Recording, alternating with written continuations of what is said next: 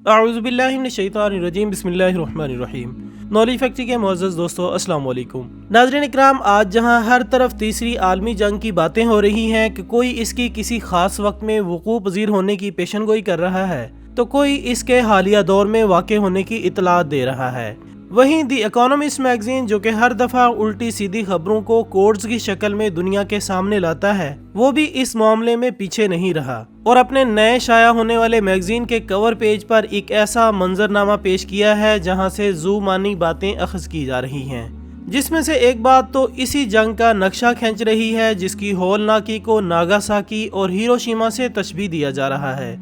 जबकि इस कवर को who will be the next के टाइटल से सजाकर दो तरह के तासुरात देने की कोशिश की गई है कि कौन सा मुल्क अगला एटमी ताकत बनेगा, या ये बताने की कोशिश की गई है कि हिरोशिमा और नागासाकी के बाद कौन सा मुल्क अगले एटमी हमले का शिकार होगा। जबकि दोस्तों, इस मैगजीन के शाया होने से कुछ दिन पहले कुछ हुक्मरानों की तरफ से दूसरी जंगे अजीम जैसे हालात का खदशा जाहिर करना भी इस सिलसिले की कड़ी महसूस होता है, क्योंकि रूस के सदर ने अपने एक बयान में कहा है कि मौजूदा दुनिया के हालात इस तरह हो चुके हैं जिस तरह दूसरी जंगे अजीम के वक्त दुनिया के हालात थे। इसी तरह चीनी सदर ने भी कहा है कि हम डेडलाइन की तरफ जा चुके हैं, तबाही हमारे सरों पर मुंडला रही है, लिहाजा अगर इसे ना रोका गया तो एक बड़ी तबाही इंसानों की मुंतज़िर होगी। नाज़रीन किराम, दूसरी जंग अजीम का जिक्र इस बात की तरफ इशारा करता है कि अब जो जंग भी होगी वो एटमी न्यूक्लियर जंग होगी, जिससे तबाही और बर्बादी हर इंसान का मुकद्दर बनेगी। जबकि दूसरी तरफ ये सवाल पैदा होता है कि मुख्तलिफ ममालिक के इन हुक्मरानों को ऐसी कौन सी मालूमात दी गई हैं जिसके बायस ये ऐसी बातें कर रहे हैं, या इनका खुफिया तंजीमों के साथ कोई खास ताल्लुक है,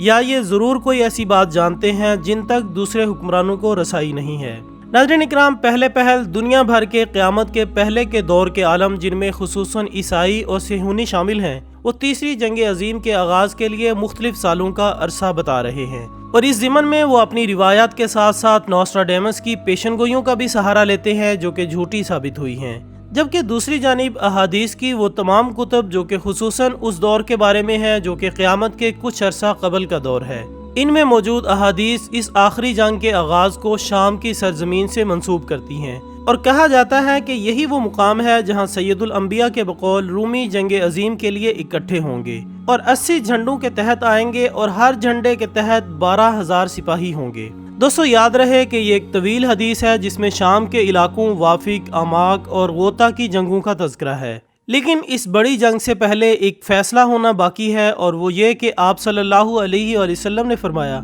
जब लोग दो खैमों में तकसीम हो जाएंगे, एक अहले ईमान का खैमा जिसमें बिल्कुल निफाक नहीं होगा और दूसरा मुनाफिकीन का खैमा जिनमें बिल्कुल ईमान ना होगा, तो फिर दजाल का इंतजार करो कि वो आज आए या कल। नाज़रीन, ये फैसला भी लगता है कि शाम के मैदान में ही हो जाएगा, जबकि इस खून रेजी से उम्मत मुस्लिमा में सिर्फ 2 ग्रोह बच निकलेंगे जो कि इन 80 झंडों के मुकाबिल एक खैमे में होंगे। लिहाजा अगर तो खुफिया ताकतों की जानिब से मैगजीन के title who will be the next का मतलब हमला मुराद है, तो जाहिर है इससे जंग के आगाज की शुरुआत भी हो सकती है। लिहाजा ज्यादातर माहिरीन इससे शाम मुराद लेते हैं, लेकिन अल्लाह ही बेहतर जानता है कि नेक्स्ट का क्या मतलब होगा, क्योंकि ये इंसान तो वो हैं जो इससे कबल भी दुनिया को गैर जोहरी 2 अजीम जंगों की तबाहकारियां दिखा चुके हैं, जिनके मुज़र असरात आज भी कई मुल्कों को जंग के नाम से लर्जा देते हैं। वाज़ेह रहे दोस्तों कि पहली जंग अजीम में 3 करोड़ और दूसरी जंग अजीम में 6 करोड़ लोग मारे गए थे, यानी 20वीं सदी में 9 करोड़ की आबादी का सफाया हो गया था।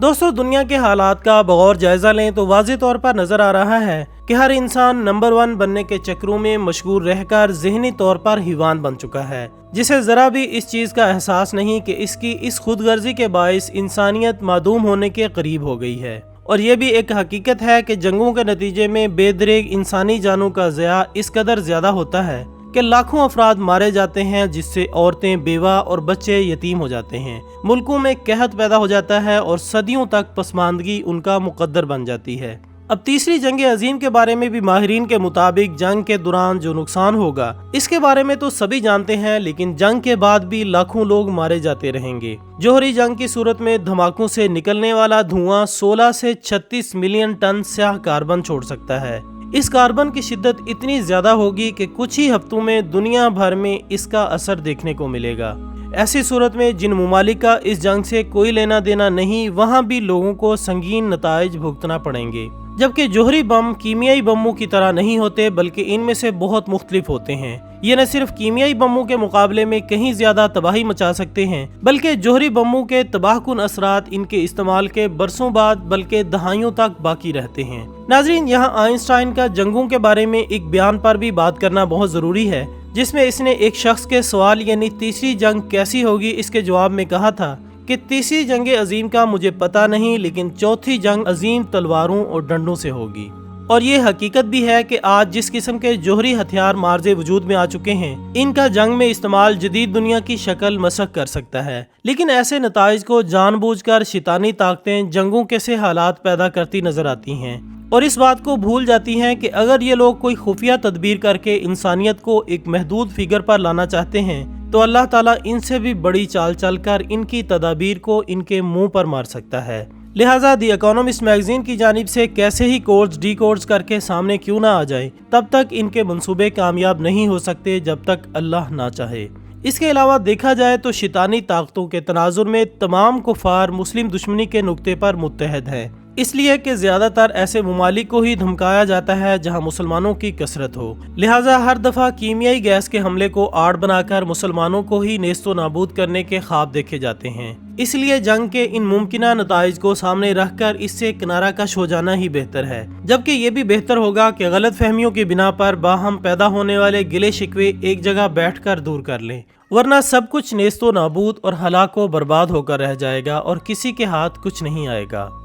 आखिर में अल्लाह से दुआ है कि वो हमें पुरअमन तरीके से जिंदगियां गुजारने की तौफीक दे और इंसानियत का दर्द रखने की ताकत अता फरमाए। आमीन सुम्मा आमीन। इसी दुआ के साथ हमारी आज की इस वीडियो का इख्तिताम होता है। हम उम्मीद करते हैं कि आपको ये वीडियो ज़रूर पसंद आई होगी। इस वीडियो को अपने तमाम सोशल मीडिया अकाउंट्स पर लाजमी शेयर कीजिएगा और कमेंट्स की सूरत में अपनी राय देना हरगिज़ मत भूलिएगा। हमारी अगली वीडियो आने तक अपना दोस्तों, रिश्तेदारों और गिरदनवाह के तमाम लोगों का बहुत ख्याल रखिएगा। अल्लाह हाफिज़।